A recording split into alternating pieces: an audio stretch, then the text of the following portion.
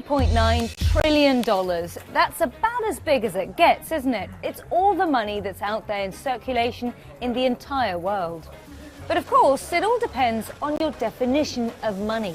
The $80 trillion figure actually accounts for all of the banknotes, coins, and money deposited in bank accounts. But if you expand your definition of money, maybe to include, say, currencies, gold supplies, the amount of money that's invested in financial products, well, the amount rises to over $1 quadrillion.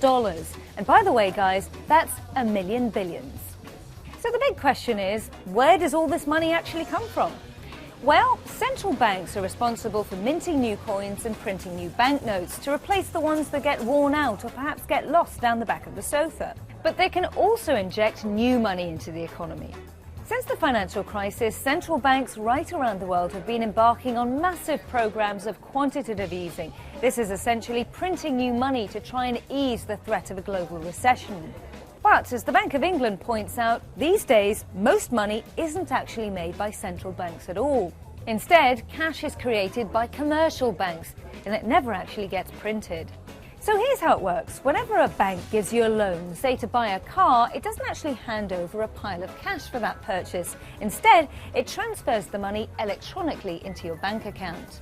The lender only really needs to have a small amount of money on its books to back up that loan, so effectively, it's creating new money in the system. About 97% of all money in developed economies is created just like that.